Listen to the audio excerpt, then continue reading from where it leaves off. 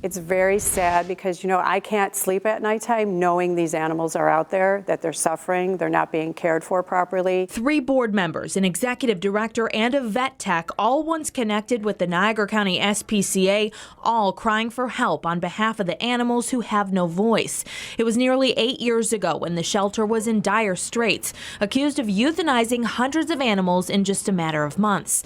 Now, after a complete overhaul, these animal lovers say they can't go on knowing those same things are happening all over again, and they say they have the evidence to prove it. After a huge scandal, that's what's really important, is transparency. Amy Lewis was the executive director after the euthanasia scandal. Lewis and the board put in place a euthanasia committee to address cases one by one. These cases would run through the committee. We would determine if there was the possibility of rehab, if we could send the animal to rescue, or if we deemed that this animal was just not safe. And she says that policy has been in place ever since, but she recently found out 3 euthanasias occurred that never went to the committee. What's worse was this text message she received while working as a consultant for the new executive director, Tim Brennan, and an employee asking, "So have we ever euthanized a dog in its kennel and left it there overnight?" I was shocked because no, we hadn't done that, and it was kind of on the back of these other 3 breaches. Lewis says this case never came to the euthanasia committee. The next day, she says she helped move the lifeless dog, and when she says she brought the breach in policy before the new executive director, he claimed this employee didn't know about the policy.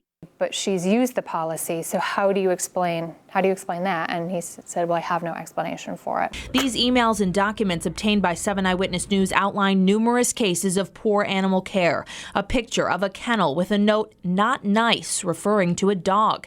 In one case, according to documents, a cat went untreated for 4 months with painful mouth and dental issues. SPCA volunteers had to pool their personal money to take the cat for help at a local vet. When I seen him that day, I was like, oh my goodness, they weren't lying, and the smell that came out of him was horrible. In a separate case, board members and volunteers say a cat's eye infection went untreated for so long, the eye needed to be removed. And that cat is going to spend its whole life without an eye. Why? Because somebody didn't have time to put drops in its eyes? Donna Shepard resigned from the board just last week. She says the board never knew the severity of animal care issues because some members are not transparent. And when questioned about specific cases or when the board asks for reforms. And the answer apparently is to try to get rid of anybody that is what they call disruptive.